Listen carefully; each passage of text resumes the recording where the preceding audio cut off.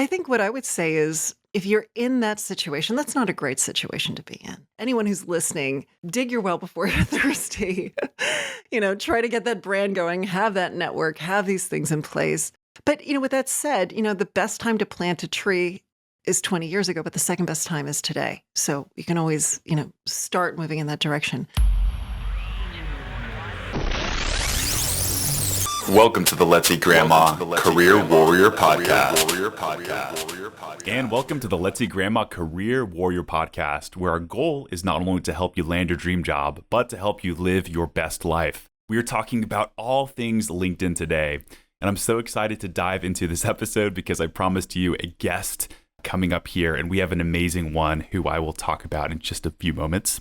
We're talking all about LinkedIn today, how we can go beyond the typical way that we use our LinkedIn profiles. Perhaps we are looking for a job. Perhaps we are looking to further our network and increase our career potential.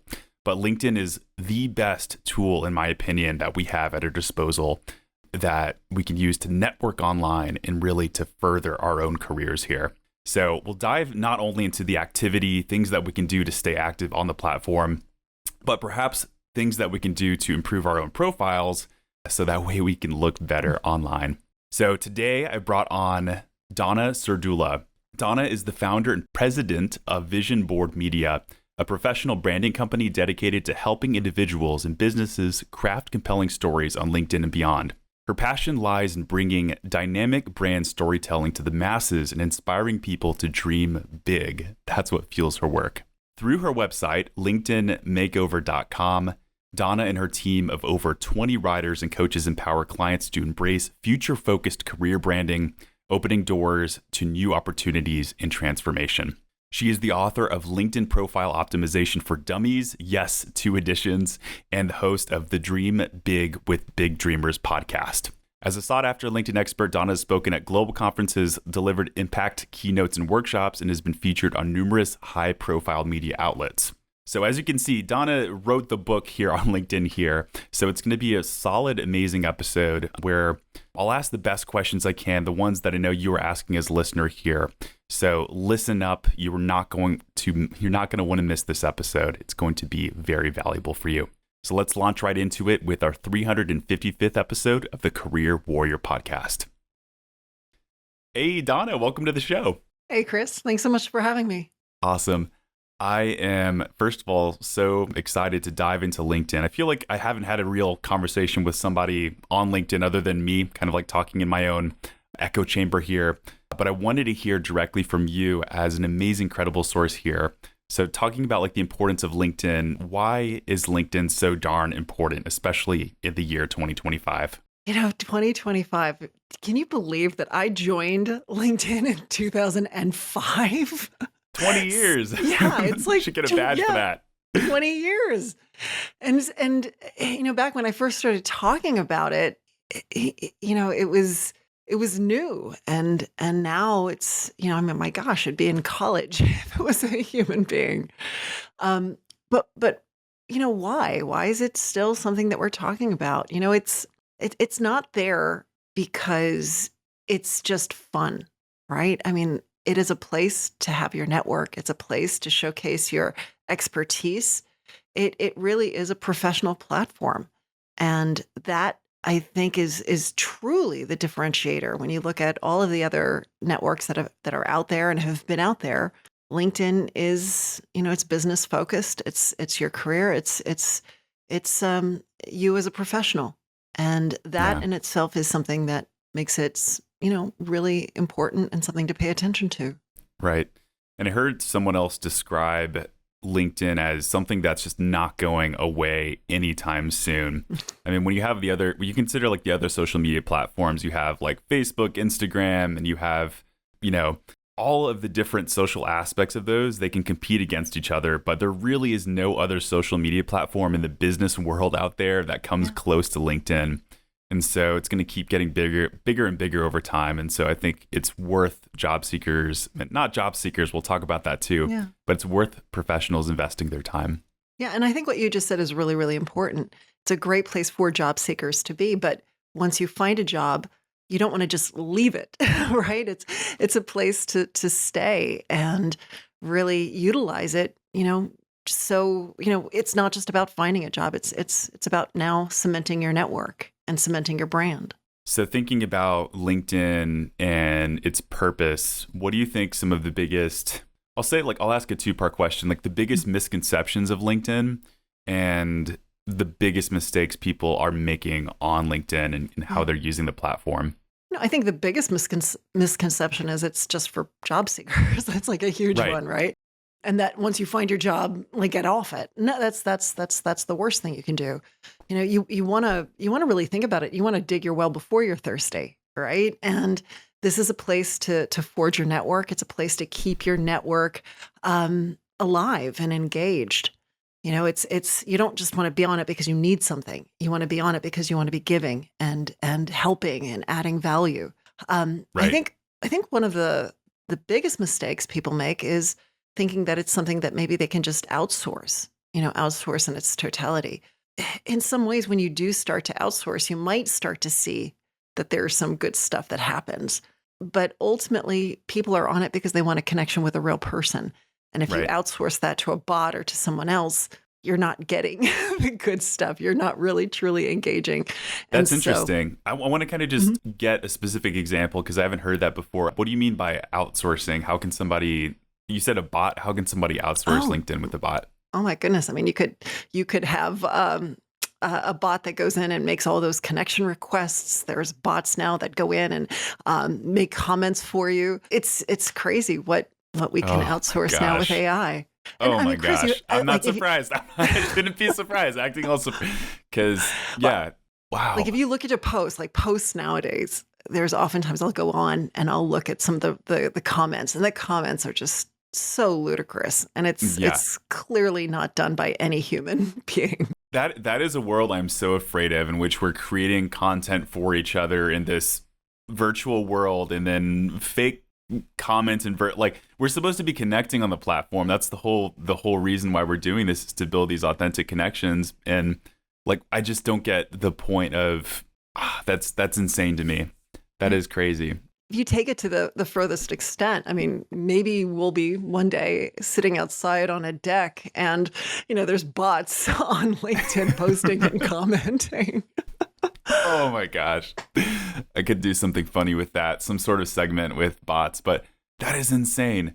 So we can sit in an agreement here saying that that's not the right way to use LinkedIn. Yeah. I mean, especially if it's not going to go anywhere. And I've seen generic content out like this. I mean, I talk about AI to create, generic cover letters or to create generic pieces of content. I'm not against AI. I'm not against bots. But when you're outsourcing it completely in that way, I think it's ridiculous.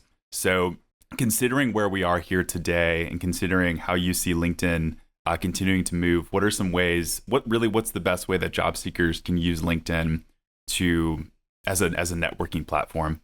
Yeah. The first thing is the foundational piece, which is your LinkedIn profile.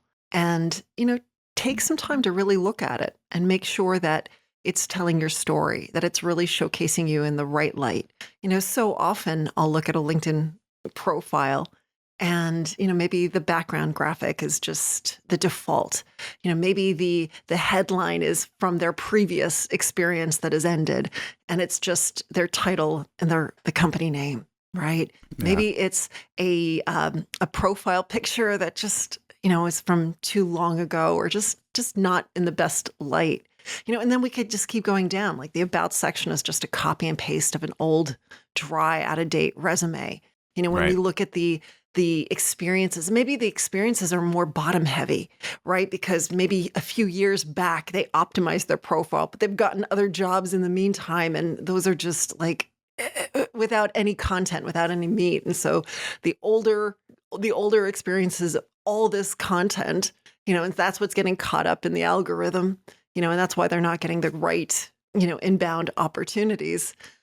It's Yeah. all of these things. And so it's one of those things where I think you can't just expect to do it in 10 minutes or 15 minutes. Right. A LinkedIn profile, it really does take time.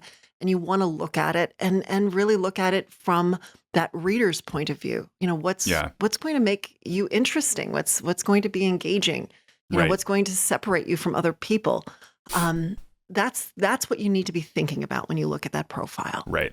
And, unlike the resume, it's more of a living, breathing thing that should be dynamic and updated more often. And, we're resume writers over here, but also LinkedIn, just there's so much magic involved. I'm even thinking about my own LinkedIn profile, how I just updated something maybe a few months ago, but I know that I can already think of like a few things that I should already make another update for. So it's really true what you said about you can't just let it sit from the past, and you have to just keep developing it. Yeah.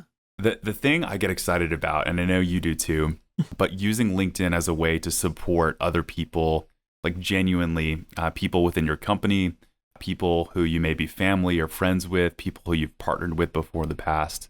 But could you talk about how that might look for me as just a person using the platform? Yeah, absolutely. I think going back to what we were saying earlier, right? Where it's this idea that, I need to get on LinkedIn because I need a job, or I need to get on LinkedIn because I need clients, right? People always think of LinkedIn as this place to go because they need something. And that reeks of desperation. It reeks of, like I want to take and take and take. And that turns people off. And I think it's really the wrong mindset with LinkedIn. What you want to do instead is reverse it and say, let me get on LinkedIn because I want to help people. Let me get on LinkedIn because I want to educate. I want to add value. I want to inspire. I want to help. And that's a better mindset. Yeah. And if you go about it in that mindset, a weird things happen, Chris, which is people want to give you things. People want to help you too. And you don't even have to ask because people see what you're doing and they want to be in that sphere. So how can you get started doing that? Well, first, again, I go back to the profile, make sure it tells your story. It talks about how you help others and what you're doing and how you're giving. Then go back to the LinkedIn feed and scroll through it without this thought of, okay, let me be a thought leader and let me put out my information like you're on that soapbox and all you're doing is intoning. Right. Turn it around and say, okay, let me scroll through LinkedIn and let me see who I can support and who can I promote, who can I repost, how can I get into one of these posts and really comment and start a conversation. Can I pull people into this post of someone else's to help them get more comments and more conversation flowing, right? So almost see yourself as, maybe like the host of a dinner party, right? Right. It's the opposite of most people are thinking when they think get on LinkedIn to like get something out of it. But it's so true what you're saying about your mentality and making sure that you come to LinkedIn with the right attitude. And admittedly, I have been on both sides. I've had both the good attitude and the bad attitude when it comes to using LinkedIn and like other platforms to post my own ideas and content. The thing about it is if you lead with a genuine desire to help other people, it just you're going to get better engagement. Things are going to turn out better.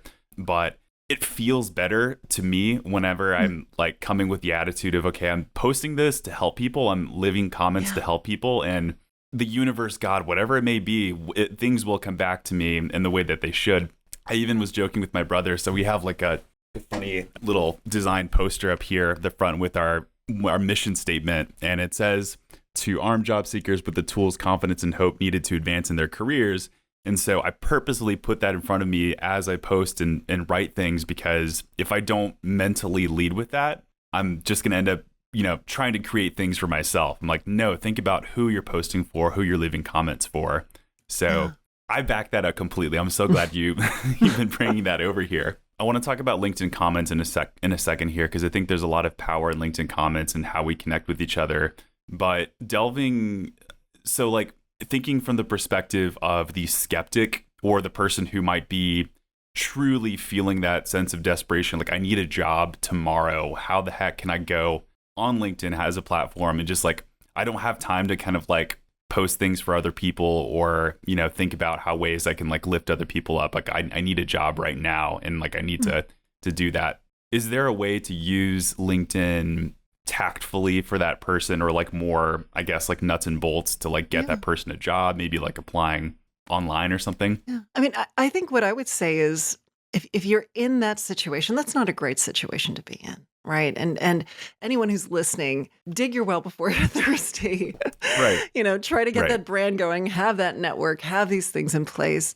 But, with that said, the best time to plant a tree is 20 years ago, but the second best time is today. So you can always, start moving in that direction. Yeah. But if you're in that situation where it's like, I need something really, really fast, I would say use LinkedIn for business intelligence and use it as a research tool. All right. So Like that. yeah. So really start to say, okay, I'm looking for these job postings and maybe I found 5 that are really great. What most job seekers will do is they'll submit their resume, they'll answer those screening questions, and then they're off. And they're just going to try to go for the numbers game. Like, let me put as many submissions in as possible. I would say, all right, submit to that first one that you really love. And now let's try to find the hiring manager. Let's try to find the people who would be sitting on your team, and let's check them out. Let's see, are there any that are second degree? Maybe there's some first degree connections we didn't even know, or maybe there's a second degree connection. Who's that person that maybe can introduce us in? Yes. How can we reach out and try to get a phone call with someone and ask them to take the resume and put it on the hiring manager's desk, or tell me who the hiring manager is and introduce me in, so I can say, hey, this is a job that I'm really interested in. And, what can you do to get me in to get that interview? Because maybe I am a perfect fit, but I'm a little late. Or maybe I don't have all of exactly the right skills, but, there's other things here that are really a good fit. So Yeah. that's what I would do. I mean, if you are really in that point, use it more for research, use it more for that business intelligence. I love that. That makes so much sense. Now, thinking about comments and the way that we engage, I love comments. Sometimes I'll just post a comment and I'll get way more engagement or just more of a meaningful reaction than half the time I make a post. Sometimes It's funny how that works, right? it's really weird. I think the algorithm loves comments, but but it's funny just because like sometimes I'll make a post or like a genuine comment on something that interests me, and then there's other people that chimed in. Sometimes it'll turn into a connection request. How do you approach comments and thinking about what to say? Sometimes we don't know what to say, or we don't even know where to start with the comments. Yeah. And I think when you have that, the problem is really the post itself, right? There are some posts that people put out there where it's not easy to come up with Right. a comment. Like Right. they're not asking questions. So sometimes it's finding the right post that is saying something, and there has to be some piece of you that resonates with it. And I like to think of it almost as writing your own post, but nesting it within another post. Yes. And so it could be saying, I've had this exact same experience, or this reminds me of a piece of advice that I was once given, or, I've learned this and that's why I've been able to, avoid this or get better at this, whatever it might be. But I would say look at it almost as if you're writing, a post, and incorporate your own experience, your own knowledge, your own memories. And that's what's going to get people excited. I just recently was notified of a comment that I had made a year ago. No way. Continues to get likes and comments, which Yeah. is mind blowing. It is. But the comment that I had made, someone had asked about, it was a mother who was taking maternity leave, and how do you handle that on a LinkedIn profile? And so I had popped in and I had given a screenshot of my own LinkedIn profile. This is how I dealt with it when I went on maternity leave. And I also included a video of my kids growing up through the years. Ugh. And that comment absolutely exploded because I think there was multimedia piece to it. It Yes. was very human. I think it answered a question that a lot of people were wondering, and it gave a pure example of it. It was a picture in the comments, so you could actually uploaded actually your screenshot or picture in the I comments. did a screenshot Yeah. and I had a video back to Cool. my profile Cool. where there was a video. So it was It somehow, not that I intended it to be a slam dunk, but it's amazing how many views I've gotten and how many people continue to like it and reach out to me because of it. LinkedIn's algorithm is weird because of that too. It's like I posted this a while ago, and sometimes it goes slower, I've noticed, than the other ones like Facebook or Instagram. But I think it's a good thing. I think it's really good. But that's a great example. I'm really glad you brought that up. I want to pivot to the LinkedIn profile. So you wrote the book about LinkedIn optimization. I did a For Dummies book. Yeah. I have to ask you questions because I wanted originally to make this an episode about like the networking piece, and perhaps we can wrap that in. But so talking about the actual profile and changes we can make to our brand presence, or I should just like keep that to the profile itself. If you were to tell a job seeker right now, there's two things that you should really focus on right now. Obviously, there's a bunch of different things, but like the top two things that you'd recommend they focus on for their profile, what would that be? That's a great question. And the first thing, I'm gonna kind of bundle them. All right. So Sure. Your profile picture and your headline.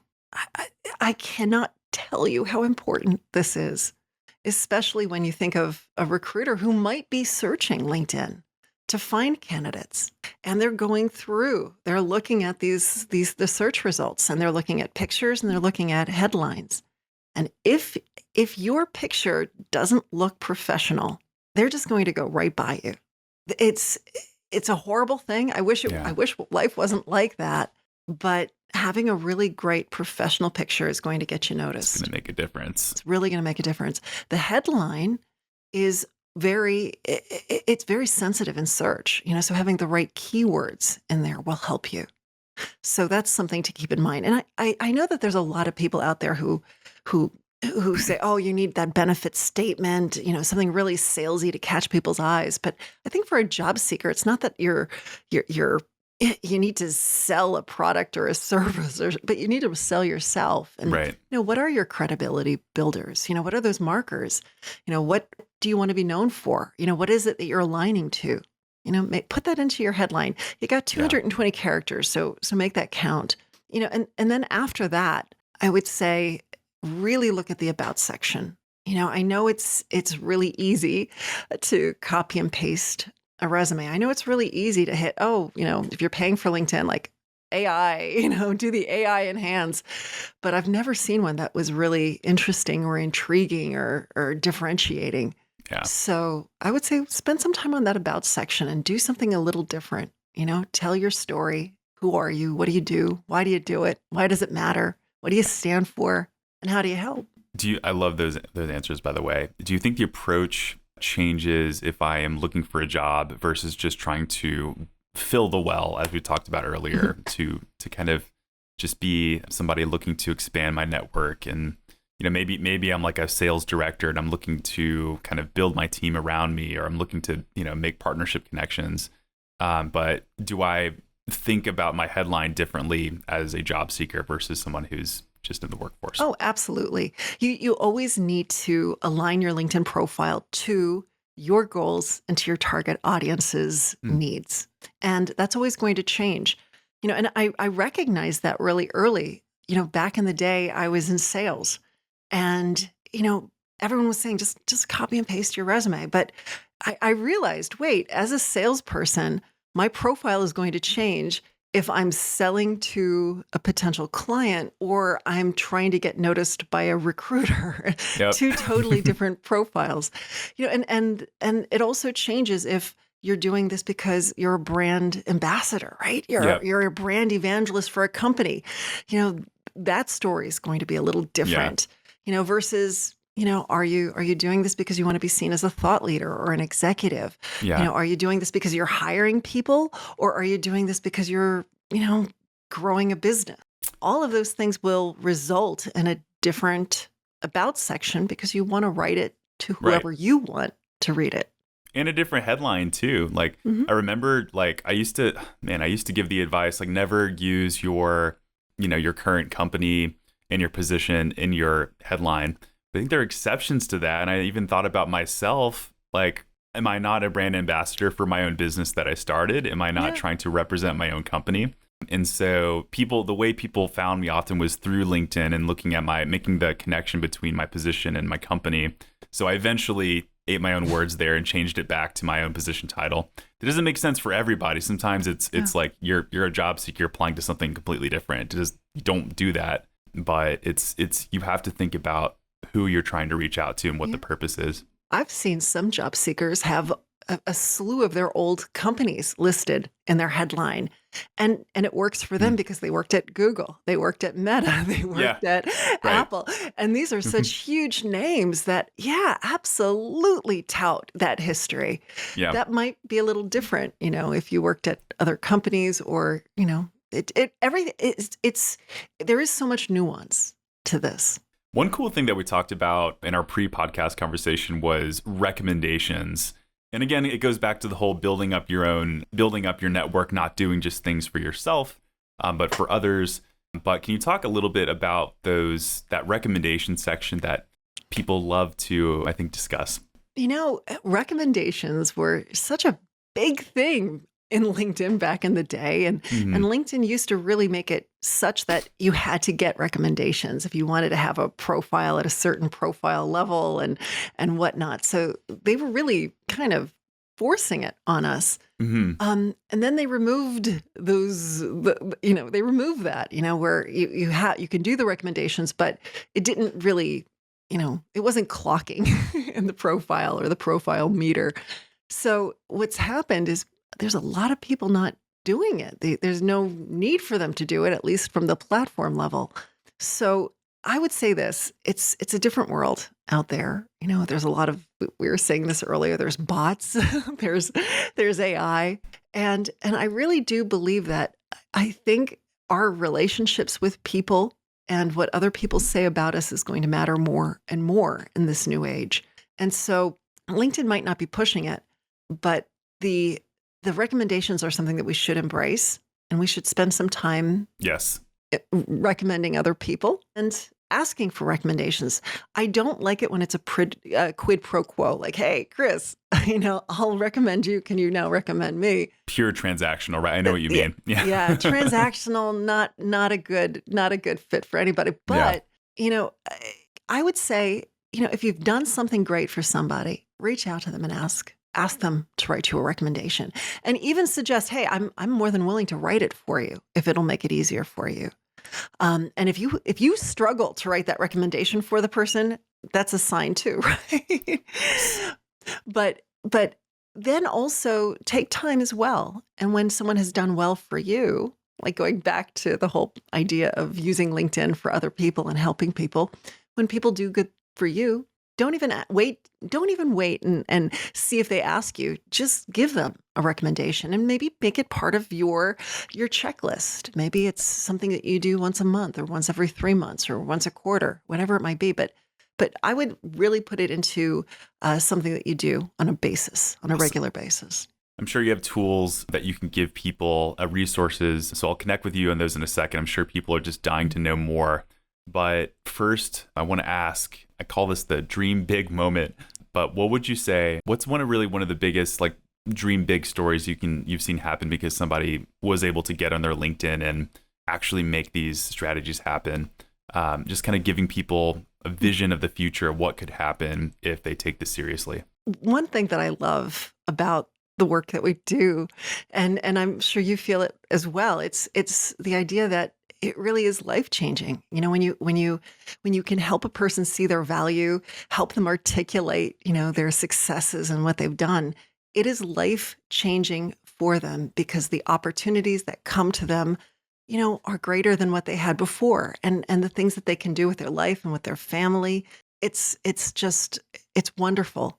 I'm thinking about, it's not a huge explosion of a particular story, but I always think of this gentleman who came to me, and he was in his 50s, which at this point doesn't seem so old, but at the time he's like, I'm 50 and I know I'm going to be facing, ageism, and he was going to be let go, and he was so scared.